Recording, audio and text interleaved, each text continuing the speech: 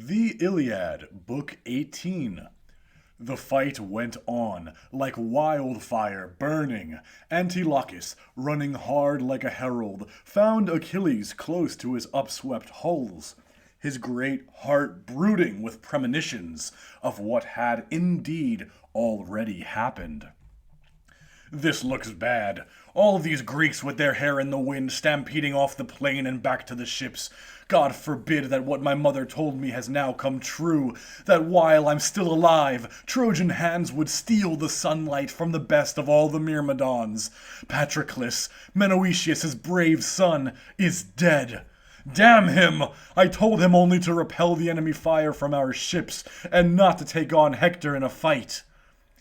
Antilochus was in tears when he reached him and delivered his unendurable message. Son of wise Peleus, this is painful news for you to hear, and I wish it were not true. Patroclus is down, and they are fighting for his naked corpse. Hector has the armor. A mist of black grief enveloped Achilles. He scooped up fistfuls of sunburnt dust and poured it on his head, fouling his beautiful face. Black ash grimed his fine spun cloak as he stretched his huge body out in the dust and lay there, tearing out his hair with his hands. The woman whom Achilles and Patroclus had taken in raids ran shrieking out of the tent to be with Achilles, and they beat their breasts until their knees gave out beneath them. Antilochus, sobbing himself, stayed with Achilles and held his hands. He was groaning from the depths of his soul, for fear he would lay open his own throat with steel. The sound of Achilles' grief stung the air. Down in the water his mother heard him, sitting in the sea depths beside her old father, and she began to wail.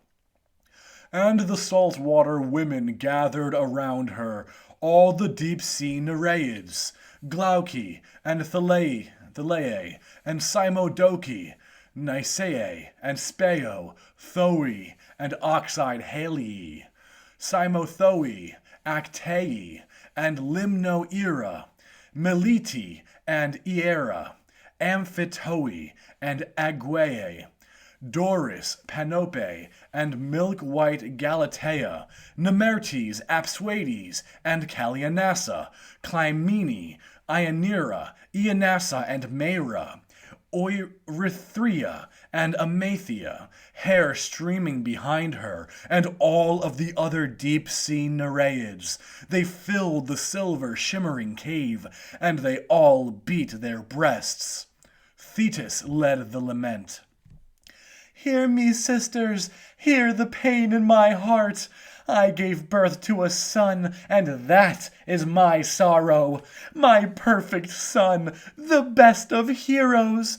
He grew like a sapling, and I nursed him, as I would a plant on the hill in my garden, and I sent him to Ilion on a sailing ship to fight the Trojans, and now I will never ever welcome him home again to Peleus' house. As long as he lives and sees the sunlight, he will be in pain, and I cannot help him. But I'll go now to see and hear my dear son, since he is suffering while he waits out the war. She left the cave, and they went with her, weeping, and around them a wave broke through the sea, and they came to Troy. They emerged on the beach where the Myrmidons' ships formed an encampment around Achilles. He was groaning deeply, and his mother stood next to him and held her son's head. Her lamentation hung sharp in the air, and then she spoke in low, sorrowful tones. Child, why are you crying? What pain has come to your heart? Speak, don't hide it. Zeus has granted your prayer. The Greeks have all been beaten back to their ships, and suffered horribly. They can't do without you. Achilles answered her. Mother, Zeus may have done all this for me, but how can I rejoice? My friend is dead. Patroclus, my dearest friend of all. I loved him, and I killed him. And the armor, Hector cut him down and took off his body. The heavy, splendid armor, beautiful to see, that the gods gave to Peleus as a gift on the day they put you to bed with a mortal. You should have stayed with the salt water women, and Peleus should have married a mortal. But now it was all so you would suffer pain for your ravaged son.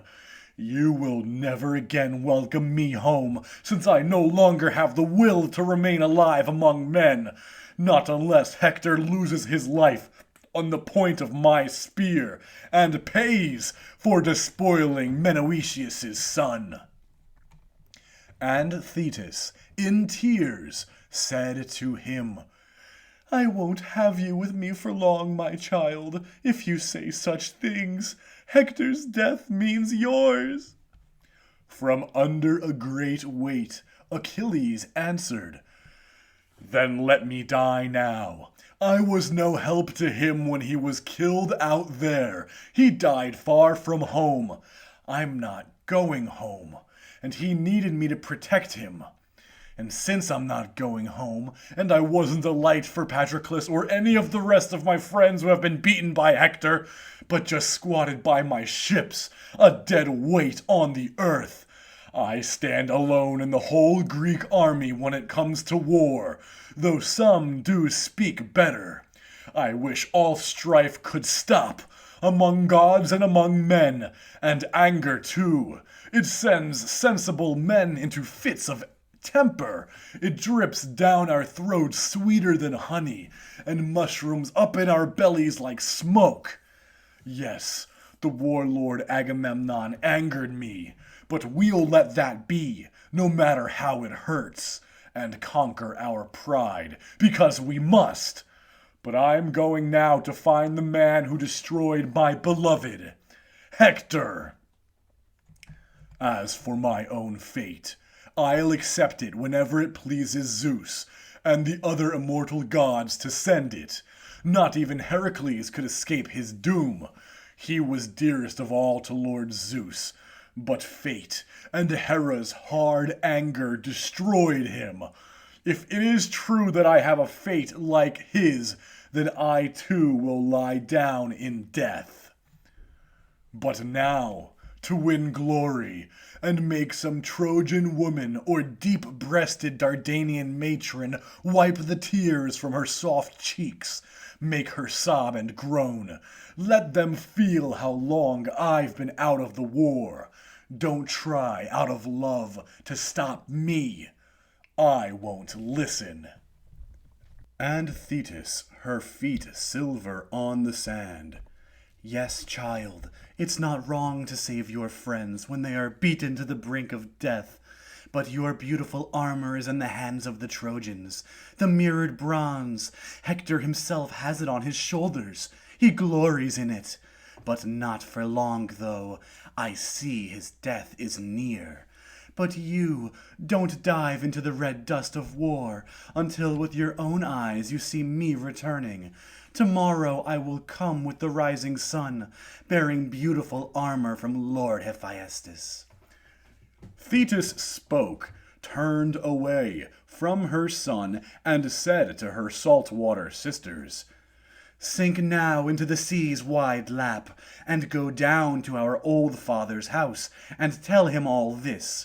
I am on my way up to Olympus to visit Hephaestus, the glorious smith, to see if for my sake he will give my son glorious armor. As she spoke, they dove into the waves, and the silver-footed goddess was gone, off to Olympus to fetch arms for her child. And while her feet carried her off to Olympus, Hector yelled, a yell so blood-curdling and loud it stampeded the Greeks all the way back to their ships, beached on the Hellespont's shore. They could not pull the body of Patroclus out of javelin range, and soon Hector, with his horses and men, stood over it again. 3 times Priam's resplendent son took hold of the corpse's heels and tried to drag it off, bawling commands to his men.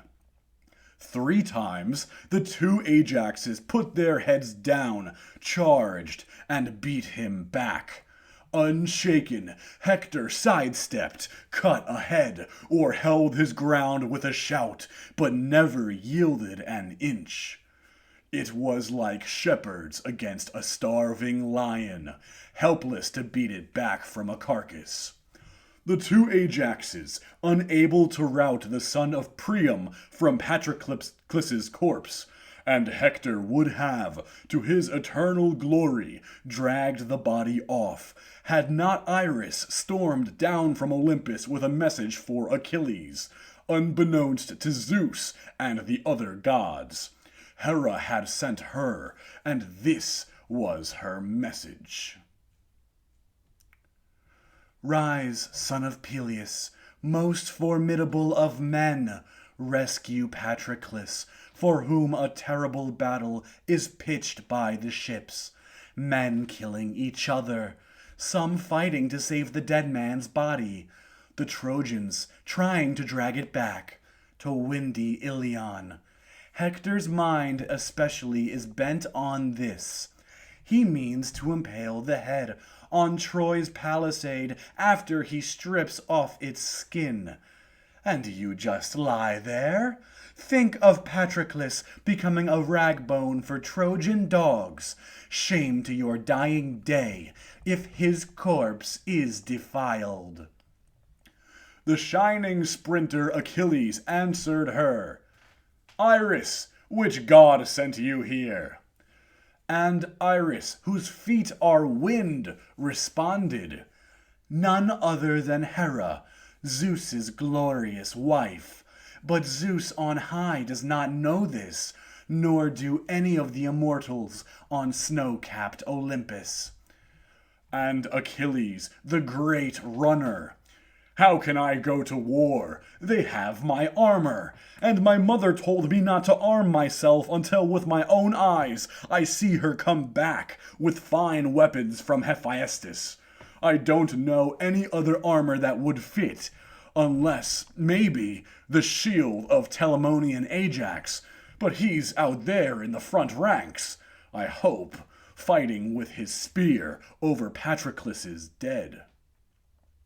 Windfoot Iris responded, We know very well that they have your armor. Just go to the trench and let the Trojans see you. One look will be enough. The Trojans will back off out of fear of you, and this will give the Greeks some breathing space, what little there is in war. Iris spoke and was gone, and Achilles, whom the gods loved, rose. Around his mighty shoulders Athena threw her tasseled aegis, and the shining goddess haloed his head with a golden cloud that shot flames from its incandescent glow. Smoke is rising through the pure upper air from a besieged city on a distant island. Its soldiers have fought hard all day, but at sunset they light innumerable fires, so that their neighbors in other cities might see the glare reflected off the sky, and sail to their help as allies in war. So too the radiance that flared from Achilles' head and up to the sky. He went to the trench, away from the wall and the other Greeks, out of respect for his mother's tense command. Standing there, he yelled, and behind him Pallas Athena amplified his voice, and shock waves reverberated through the Trojan ranks. You have heard the piercing sound of horns when squadrons come to destroy a city. The Greek's voice was like that, speaking bronze that made each Trojan heart wince with pain. And the combed horses shied from their chariots, eyes wide with fear, and their drivers went numb when they saw the fire above Achilles' head, burned into the sky by the gray-eyed one. 3 times Achilles shouted from the trench. 3 times the Trojans and their confederates staggered and reeled, 12 of their best lost in the crush of chariots and spears. But the Greeks were glad to pull Patroclus' body out of range and placed it on a litter. His comrades gathered around, weeping, and with them Achilles, shedding hot tears when he saw his loyal friend stretched out on the litter, cut with sharp bronze. He had sent him off to war with horses and chariots, but he never welcomed him back home again. And now, the ox-eyed Lady Hera sent the tireless, reluctant sun under the horizon into ocean streams, its last rays touching the departing Greeks with gold. It had been a day of brutal warfare. After the Trojans withdrew from battle, they unhitched their horses from the chariots and held an assembly before thinking of supper. They remained on their feet, too agitated to sit, terrified, in fact, that Achilles, after a long absence, was back. Polydamas was the first to speak, prudent son of Panthous, the only Trojan who looked both ahead and behind.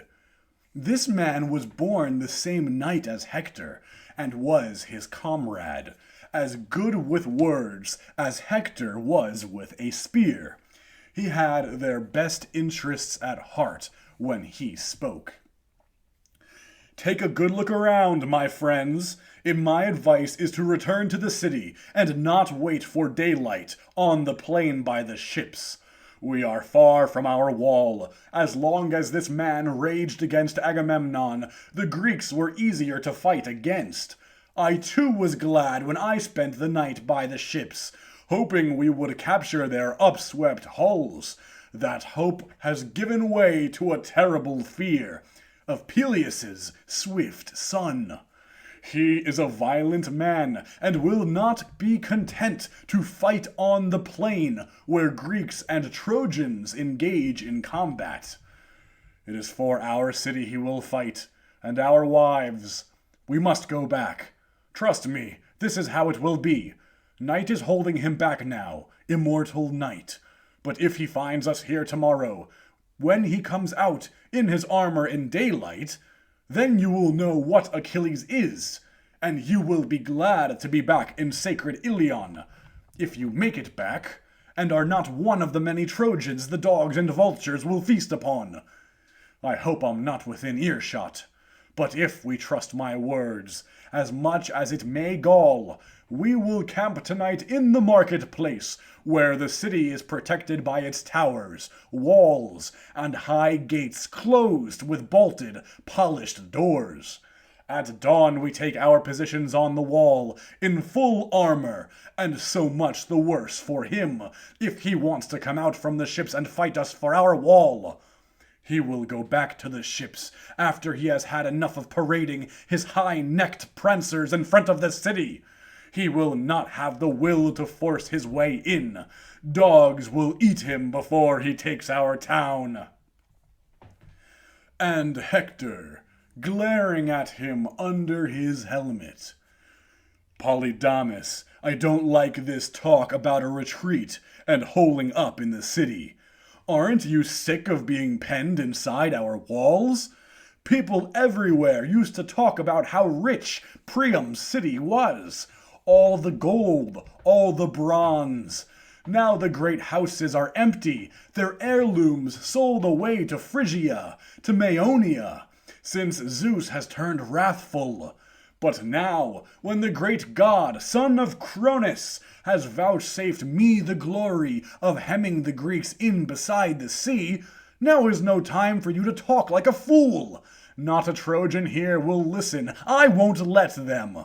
Now hear this. All the troops will mess tonight, with guards posted and on general alert. If any of you are worried about your effects, you can hand them over for distribution. Better our men should have them than the Greeks. At first light we strap on our armor, and start fighting hard by the ships.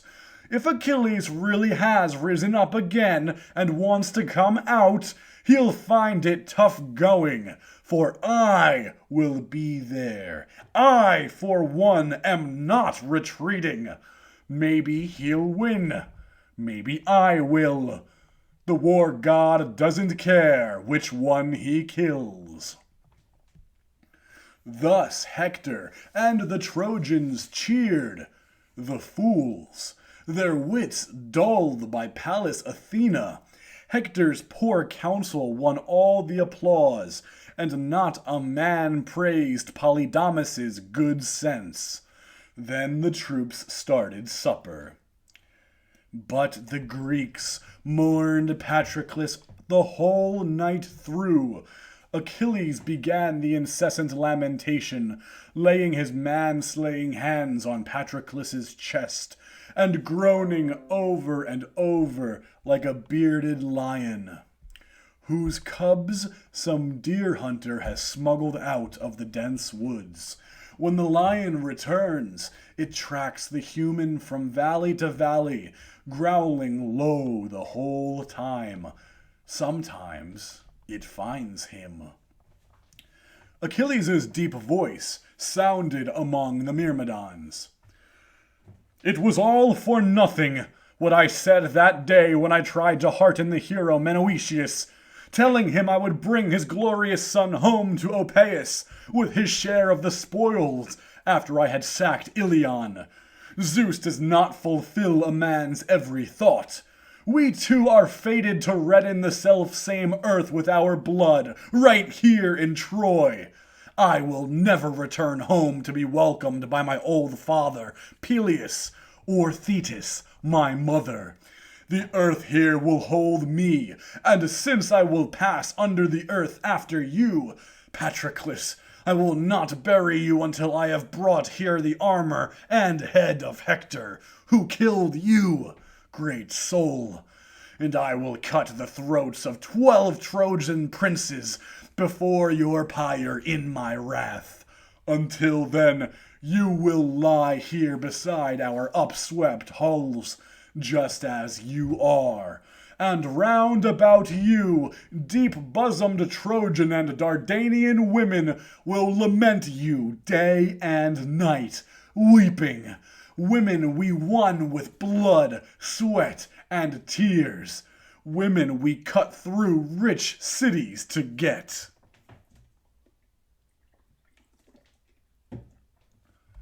With that, he ordered his companions to put a great cauldron on the fire, so they could wash the gore from Patroclus's body without further delay.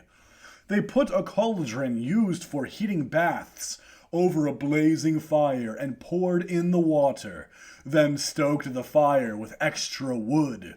The flames licked the cauldron's belly, and the water grew warm. When it was boiling in the glowing bronze, they washed the body, anointed it with rich olive oil, and filled the wounds with a seasoned ointment. Then they laid him on his bed, covered him from head to foot with a soft linen cloth, and spread a white mantle above it. Then the whole night through the Myrmidons stood with Achilles, mourning Patroclus. Zeus said to Hera, his wife and sister, "So, you have had your way, my ox-eyed lady. You have roused Achilles, swift of foot. Truly, the long-haired Greeks must be from your womb." And the ox-eyed lady Hera replied, "Awesome man of Cronus, what a thing to say! Even a mortal man, without my wisdom, will succeed in his efforts for another man. How then was I, the highest of goddesses, both by my own birth and by marriage to you, the lord and ruler of all the immortals, not to cobble up evil for Troy in my wrath?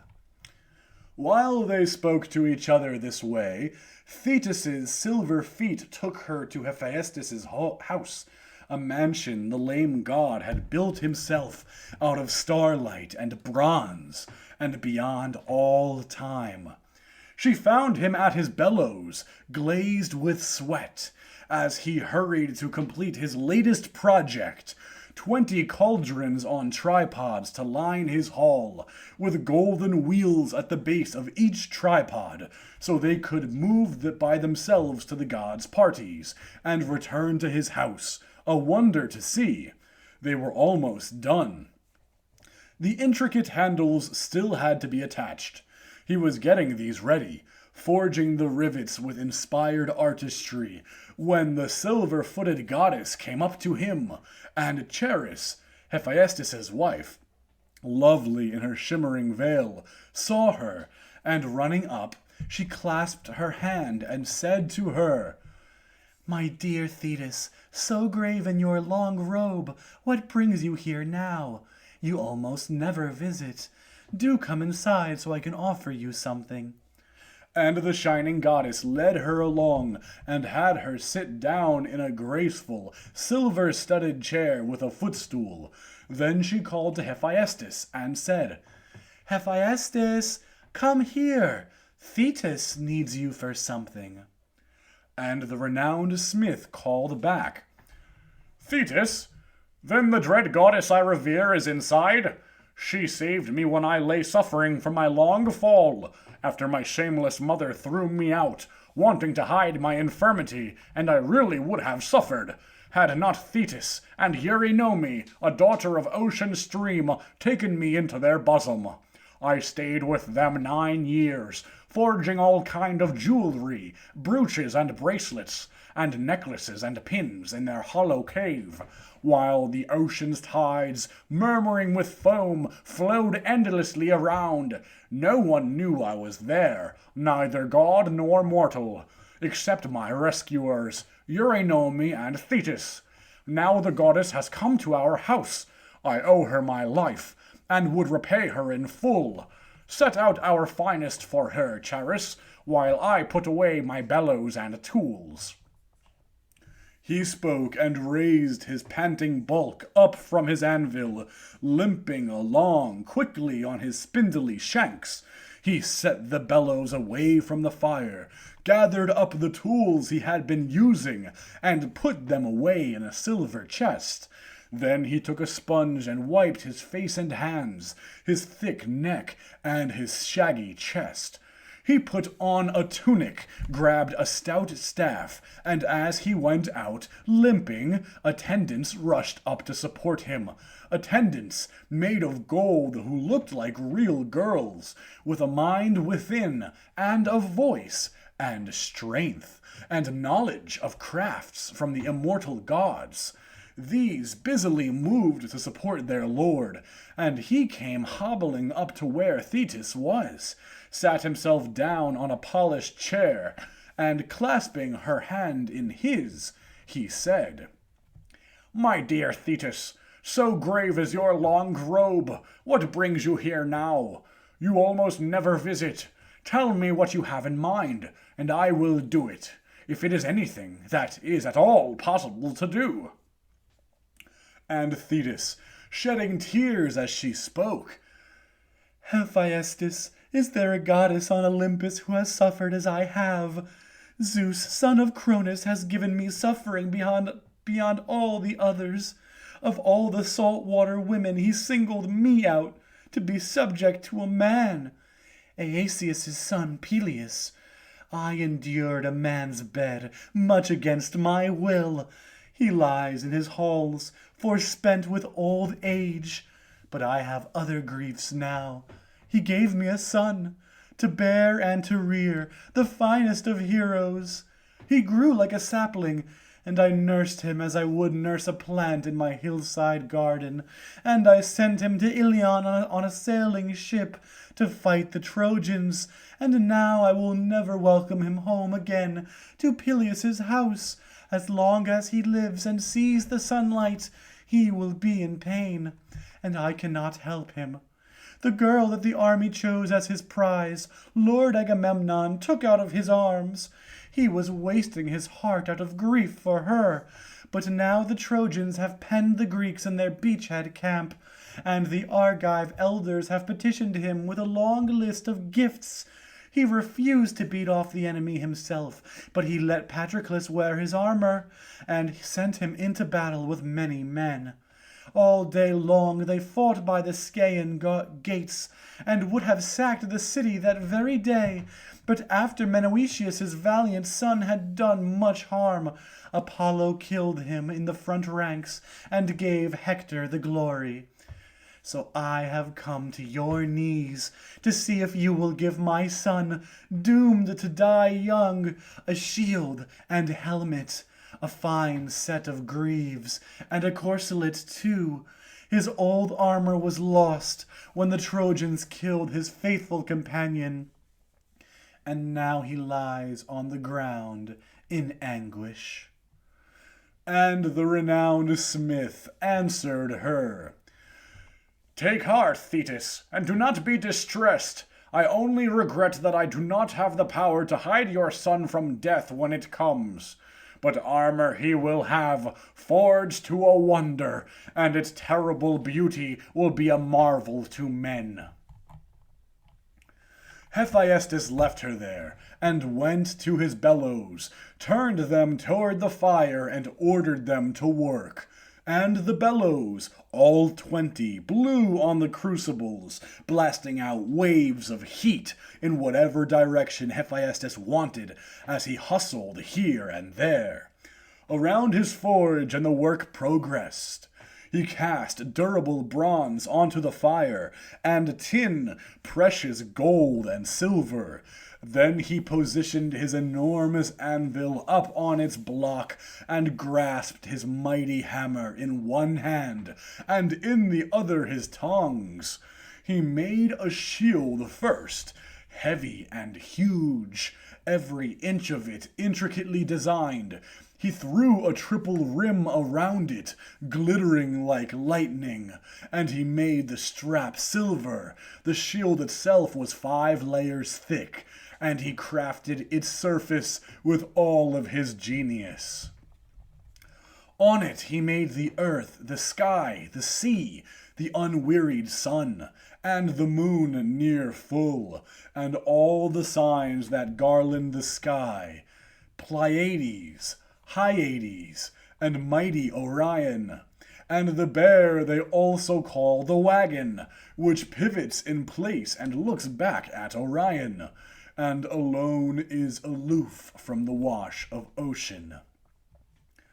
On it he made 2 cities, peopled and beautiful, weddings in one, festivals, brides led from their rooms by torchlight up through the town, bridal song rising, young men reeling in dance to the tune of lyres and lutes, and the women standing in their doorways admiring them.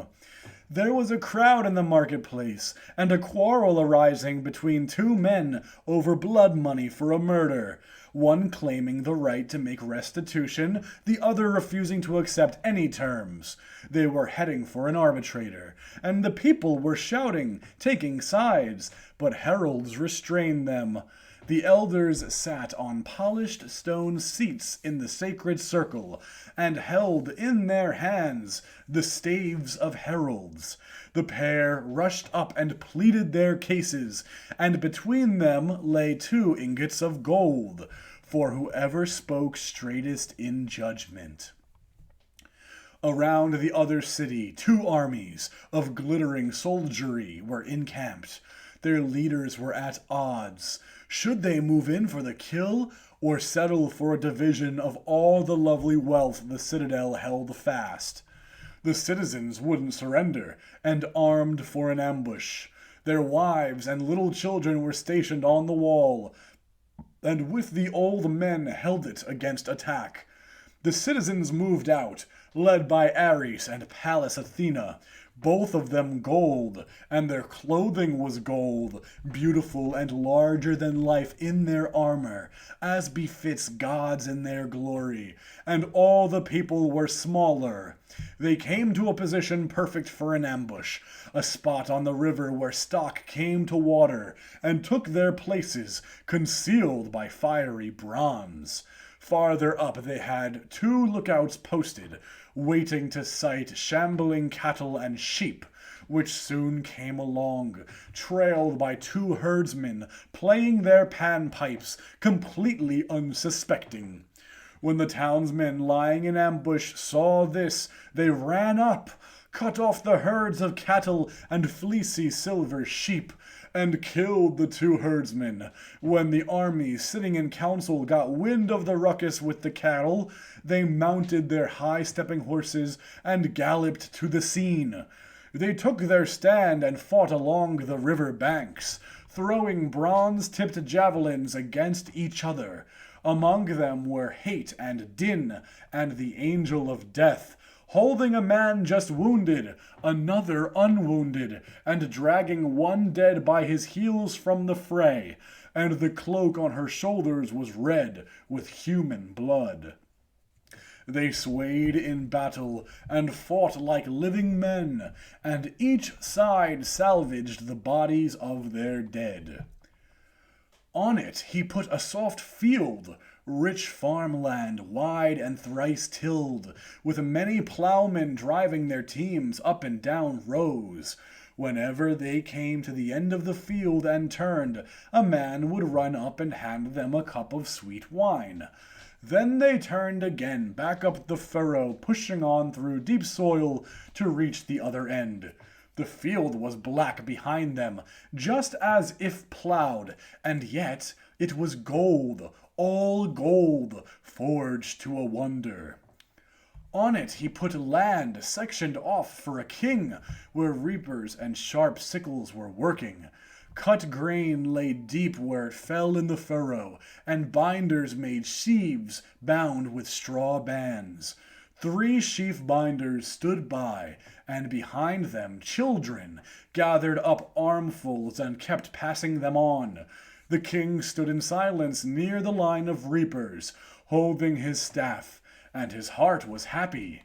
Under an oak tree nearby, heralds were busy, preparing a feast from an ox they had slaughtered in sacrifice, and women were sprinkling it with abundant white barley for the reapers' dinner. On it he put a vineyard loaded with grapes, beautiful in gold. The clusters were dark, and the vines were set everywhere on silver poles. Around he inlaid a blue enamel ditch and a fence of tin. A solitary path led to it, and vintagers filled along it to harvest the grapes. Girls, all grown up, and light-hearted boys carried the honey-sweet fruit in wicker baskets. Among them a boy picked out on a lyre a beguiling tune and sang the Linos song in a low, light voice, and the harvesters skipped in time and shouted the refrain. On it he made a herd of straight horn cattle. The cows were wrought of gold and tin, and rushed out mooing from the farmyard dung to a pasture by the banks of a roaring river, making their way through swaying reeds. 4 golden herdsmen tended the cattle, and 9 nimble dogs followed along. 2 terrifying lions at the front of the herd were pulling down an ox. Its long bellows alerted the dogs and the lads, who were running on up. But the 2 lions had ripped the bull's hide apart, and were gulping down the guts and black blood. The shepherds kept trying to set on the dogs, but they shied away from biting the lions, and stood there barking just out of harm's way. On it the renowned lame god made a pasture in a lovely valley, wide with silvery sheep in it, and stables, roofed huts, and stone animal pens. On it, the renowned lame god embellished a dancing ground, like the one Daedalus made for ringleted Ariadne in wide Gnosis. Young men and girls in the prime of their beauty were dancing there, hands clasped around wrists. The girls wore delicate linens, and the men fine-spun tunics, glistening softly with oil. Flowers crowned the girls' heads, and the men had golden knives hung from silver straps. They ran on feet that knew how to run with the greatest ease, like a potter's wheel when he stoops to cup it in the palms of his hands, and gives it a spin to see how it runs. Then they would run in lines that weaved in and out, a large crowd round the beguiling dance, enjoying themselves, and two acrobats somersaulted among them on cue to the music. On it he put the great strength of the river ocean, lapping the outermost rim of the massive shield. And when he had wrought the shield, huge and heavy, he made a breastplate gleaming brighter than fire, and a durable helmet that fit close at the temples, lovely and intricate, and crested with gold. And he wrought leg armor out of pliant tin. And when the renowned lame god had finished this gear, he set it down before Achilles' mother, and she took off like a hawk from snow-capped Olympus, carrying armor through the sky like summer lightning.